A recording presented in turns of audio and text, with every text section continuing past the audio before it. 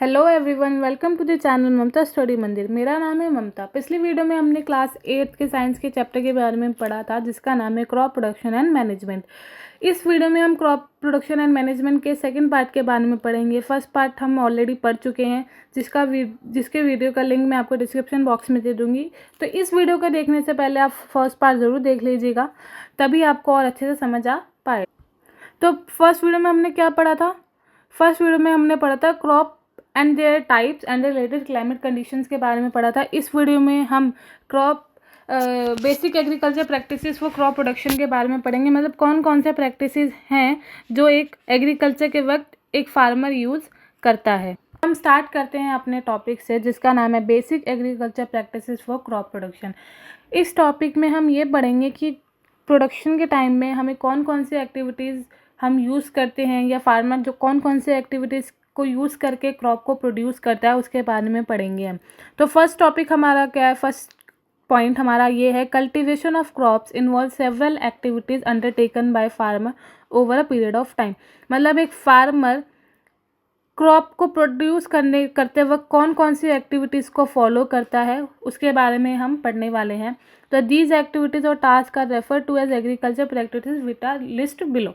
मतलब कौन से एक्टिविटीज़ वो यूज़ करता है, वो ये एक्टिविटीज़ यूज़ करता है एक क्रॉप को प्रोड्यूस करते वक्त, एक क्रॉप को कल्टिवेट करते वक्त। फर्स्ट है प्रिपरेशन ऑफ सॉइल, सेकेंड है सोइंग, थर्ड है adding manure and fertiliser, fourth है इरीगेशन, फिफ्थ है प्रोटेक्टिंग फ्रॉम वीड्स, सिक्स्थ है हार्वेस्टिंग और सेवन्थ है स्टोरेज। मतलब ये 7 स्टेप्स हैं जो एक फार्मर यूज़ करता है अपनी एक फार्मर को क्रॉप को ग्रो करने के लिए। ये 7 स्टेप्स के बारे में हम पढ़ेंगे स्टेप बाय स्टेप्स।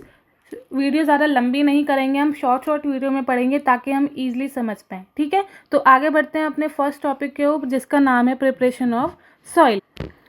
तो स्टार्ट करते हैं अपने टॉपिक के साथ preparation of soil. Preparation of soil का मतलब ये है कि सॉइल क्रॉप को ग्रो करने से पहले सबसे फर्स्ट स्टेप होता है हम अपने सॉइल को प्रिपेयर करें अच्छे से, क्योंकि अगर सॉइल हमारी अच्छे से प्रिपेयर नहीं होगी तो हम अच्छे से क्रॉप को ग्रो नहीं कर पाएंगे, क्योंकि सॉइल हमारा मस्ट इम्पॉर्टेंट है एक क्रॉप को ग्रो करने के लिए। The preparation of soil the preparation of soil is the first step before growing the crop. मतलब सबसे पहला स्टेप है हमारा किसी भी क्रॉप को ग्रो करने से पहले हम सबसे पहले क्या करते हैं, सॉइल को अच्छे से प्रिपेयर करते हैं। अब प्रिपेयर का मतलब क्या है? One of the most important task in agriculture is to turn the soil and loosen it. मतलब क्या है कि सबसे पहले टास्क है, और टास्क भी क्या है, बहुत ही इम्पॉर्टेंट टास्क है कि हमारा जो सॉइल होनी चाहिए वो बहुत ही अच्छे से होनी चाहिए और लूजन होना चाहिए। मतलब सॉइल के ऐसे होते हैं ना कि वो गट्ठे बन जाते हैं या एक खट्टी हो जाती है, एक वो पत्थर टाइप में बन जाते हैं सॉइल को, तो वो वैसे नहीं रहनी चाहिए। सॉइल अच्छे से एकदम दरदरी और एकदम बारीक होनी चाहिए, कहीं पे भी ऐसे पत्थर टाइप में नहीं रहनी चाहिए। सॉइल अच्छे से लूज़ होनी चाहिए, वो एकदम बंधी या ना हो, क्योंकि अगर सॉइल अच्छे से खुली नहीं रहेगी या मतलब ये कहने का मतलब है कि अगर उसमें अच्छे से मॉइस्चर नहीं जाएगा, मतलब मॉइस्चर इन द सेंस कि अगर उसमें अच्छे से वाटर नहीं गया या जो सीड्स है वो अच्छे से नहीं गए तो क्रॉप ग्रो नहीं कर पाएंगे। तो हमें क्या करना है, हमें सॉइल को अच्छे से लूज़ करना है। लूज़ का मतलब क्या हुआ? तो इसमें हम एक क्वेश्चन के हिसाब से पढ़ते हैं, why does the loosing of soil allow the root to breathe easily. अब सॉइल को लूज़ करना क्यों ज़रूरी है? अगर हम सॉइल को लूज़ करते हैं तो इससे क्या होता है, जो रूट्स हैं सॉइल के उस पर ब्रीथ मतलब वो सांस अच्छे से ले सके। This allow the root to penetrate deep into the soil. The loosened soil allows the roots to breathe easily even when they go deep into the soil. कहने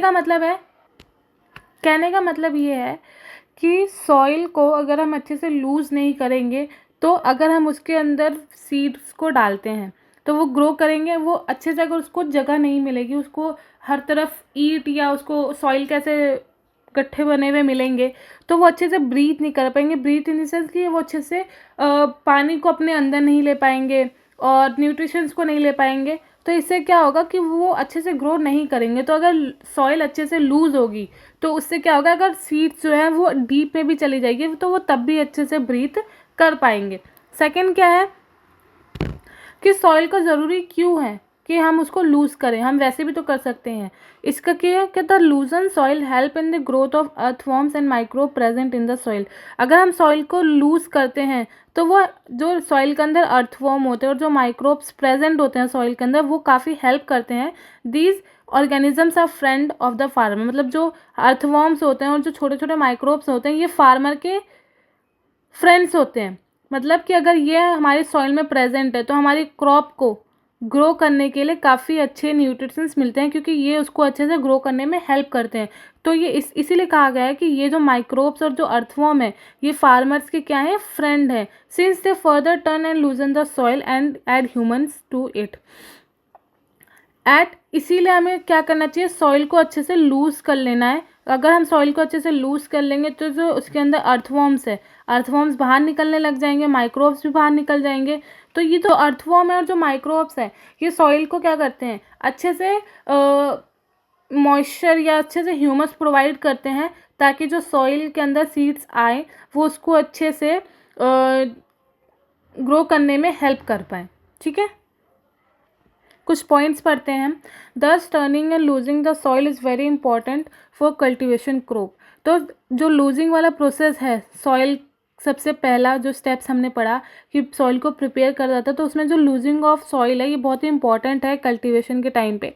the process of losing and turning of soil is called tilling और ploughing. मतलब कि जब हम soil को loose करते हैं तो इसके प्रोसेस को क्या कहते हैं, टिलिंग और प्लफिंग।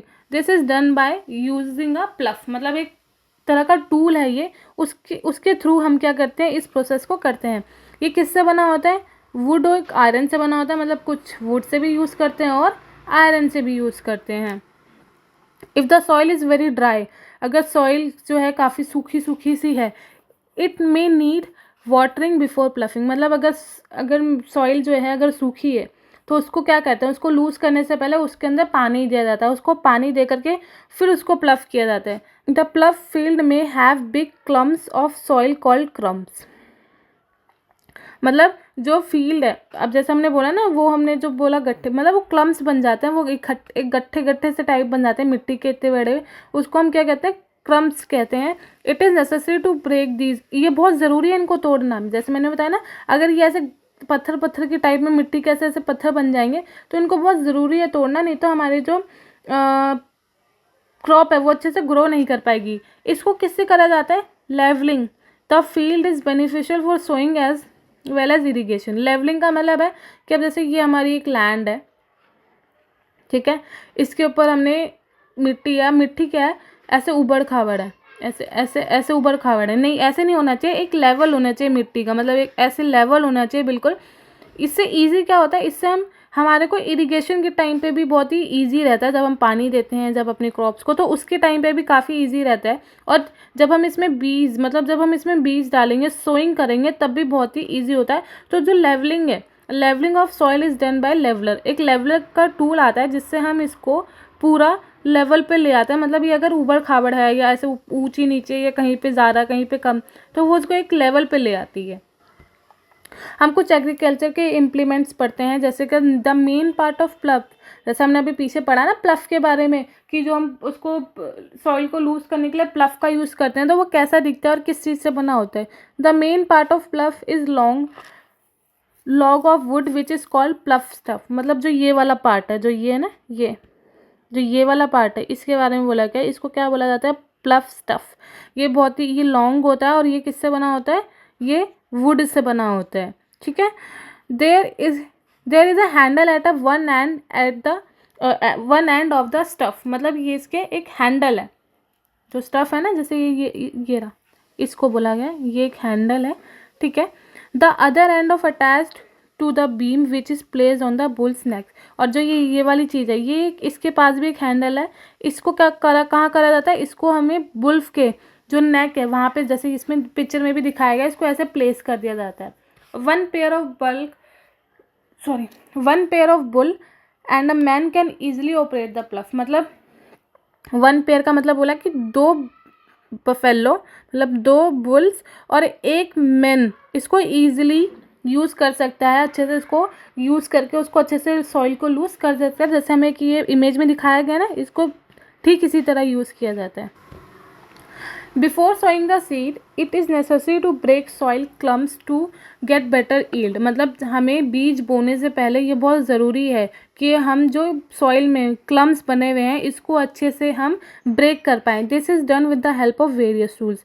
और इसको कैसे किया जाता है, इसके ना कुछ मेन टूल्स हैं जिसको हम इसको अच्छे से ईजिली को ब्रेक कर सकते हैं, जैसे प्लफ, हुई और कल्टीवेटर। ये 3 टूल हैं जिसको यूज़ किया जाता है कि जो ये क्लम्स बने हुए हैं इनको ब्रेक करने के लिए। फर्स्ट क्या है, प्लफ।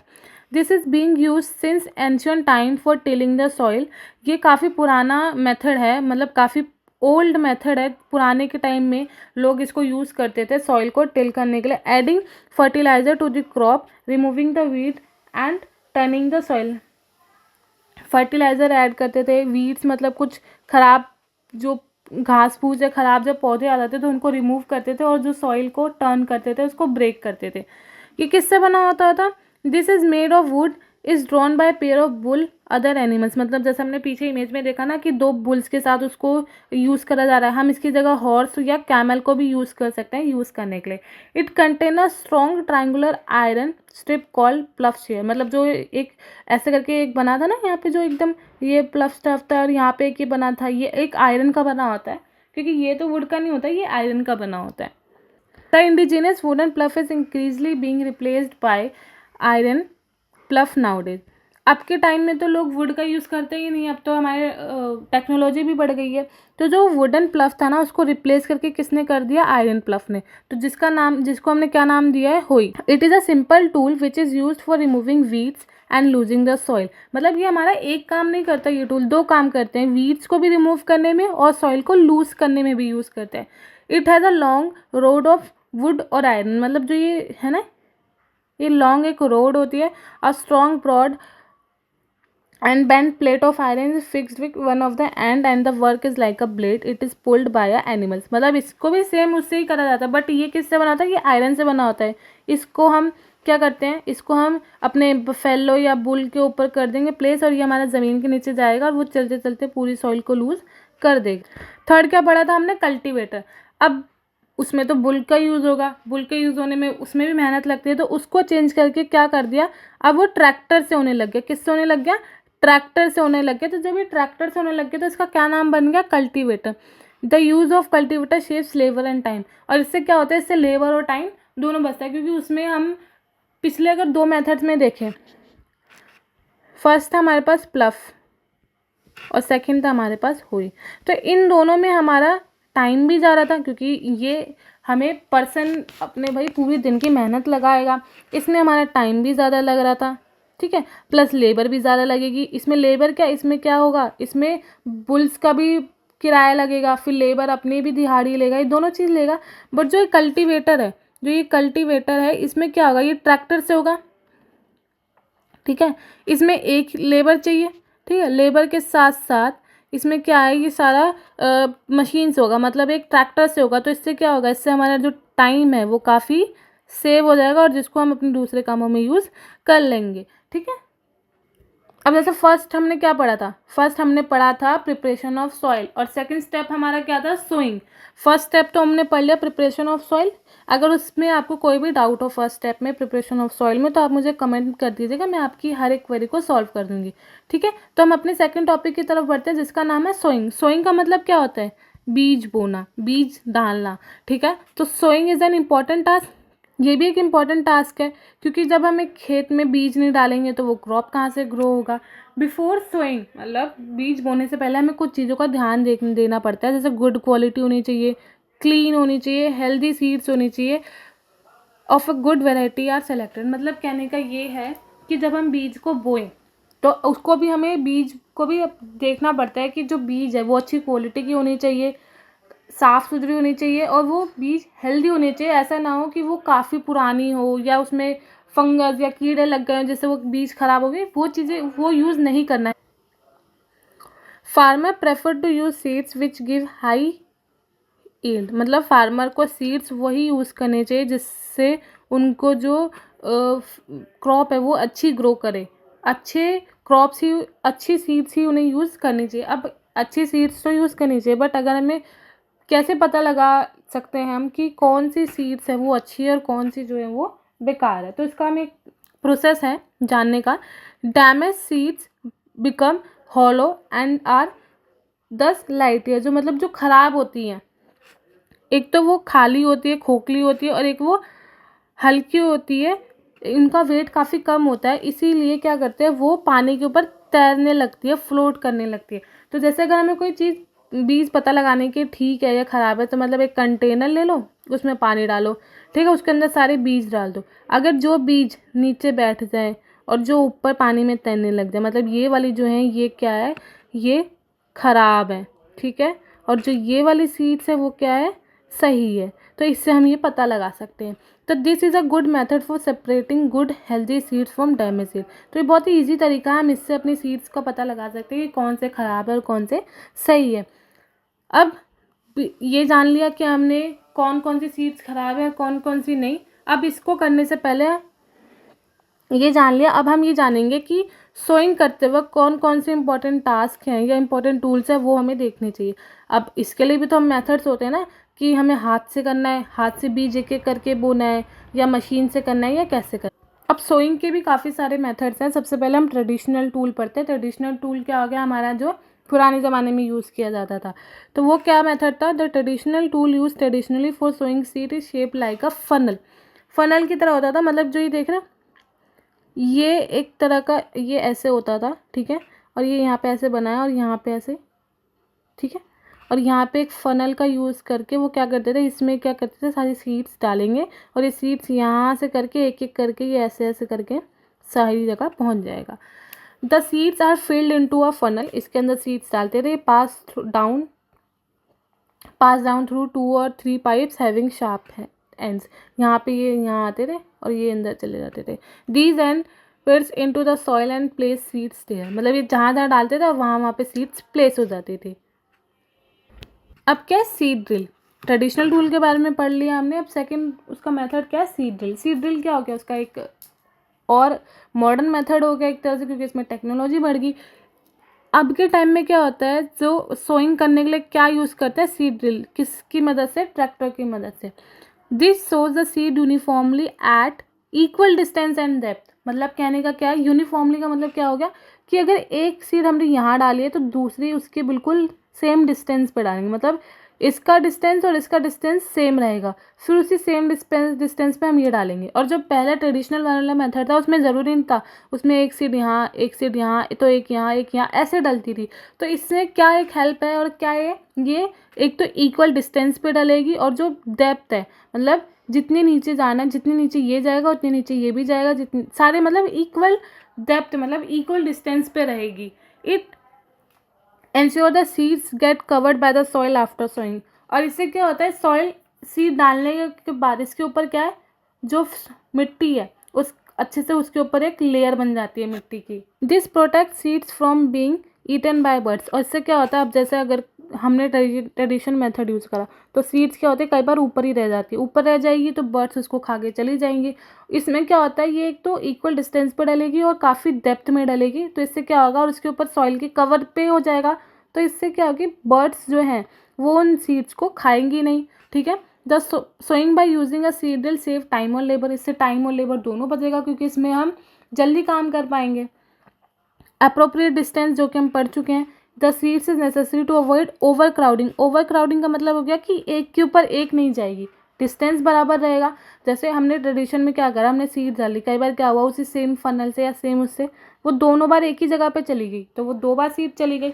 इसमें क्या होगा कि वो इक्वल डिस्टेंस पे रहेगा और एक के ऊपर एक नहीं होगा, ओवर क्राउडिंग नहीं होगी। This allow plant to get sufficient sunlight, nutrition and water from the soil.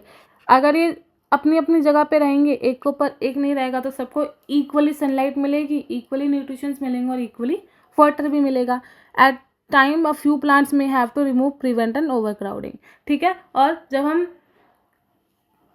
Plants को रिमूव करते हैं, कुछ प्लांट्स को हम एक टाइम पे रिमूव करते हैं या कुछ करते हैं, तो उससे क्या होगा कि हम ओवर क्राउडिंग नहीं होगी। कहने का मतलब ये है कि सीड ड्रिल का एक सबसे इम्पॉर्टेंट क्या है कि ये क्या होगा, इक्वल डिस्टेंस पर डलेगी, यूनिफॉर्मली डलेगी और इसमें ओवर क्राउडिंग नहीं होगी। तो इसलिए ना मैं आपको इमेज दिखा देती हूँ। ये सीड ड्रिल है, ये ट्रैक्टर में अटैच हो जाता है, ठीक है। फिर यहाँ पे ये सीड्स डाल देते हैं यहाँ पे, ठीक है। ये इक्वली फिर यहाँ से क्या होगी, सीड्स बाहर आती है, इक्वल डिस्टेंस पे रहेगी। ऐसा नहीं है कि कोई यहाँ तो कोई यहाँ तो कोई यहाँ, नहीं, ये इक्वल डिस्टेंस पे रहेगी। इक्वल डिस्टेंस पे रहेगी तो सबको क्या होगी, इक्वली सनलाइट मिलेंगे, ठीक है। सनलाइट मिलेगी, न्यूट्रिशंस मिलेंगे, मतलब सारी चीज़ें, और वाटर, सब कुछ क्या मिलेगा, इक्वली मिलेगा, ठीक है। ट्रेडिशनल मेथड में ये नहीं था, वो सबको ये था कि वो एक के ऊपर एक भी हो सकती थी, ठीक है। उसमें डिस्टेंस का नहीं था और इसमें ओवर क्राउडिंग भी नहीं होगी। तो इस टॉपिक को हम यहीं ख़त्म करते हैं। तो टॉपिक हमारा ख़त्म हो चुका है, जिसका नाम है basic agriculture practices for crop production. 2 topic हमने कवर कर चुके हैं, crop and there types and related climate condition, और सेकेंड है basic agriculture practices for crop production. ये दोनों टॉपिक हमने कवर कर लिया है। इस टॉपिक का लिंक मैं आपको डिस्क्रिप्शन में डाल दूंगी, ठीक है। अगर आपको वहाँ से ना मिले तो आप हमारा टेलीग्राम चैनल ज्वाइन कर लीजिएगा, उसका लिंक भी मैं डिस्क्रिप्शन बॉक्स में डाल दूंगी, या हमारी बायो में है, ठीक है। नेक्स्ट में हम मैन्योर के बारे में पढ़ेंगे, फर्टिलाइजर्स के बारे में पढ़ेंगे, उसके बाद टॉपिक वाइज टॉपिक हम इसको कवर कर लेंगे, ठीक है। इजी चैप्टर है, ठीक है। तो वीडियो अगर पसंद आई हो तो लाइक शेयर सब्सक्राइब ज़रूर कीजिएगा, और हमारे बेल आइकन को प्रेस कर लीजिएगा, ताकि जो भी नई वीडियो आएगी आपको नोटिफिकेशन आपके पास आ जाए, ठीक है।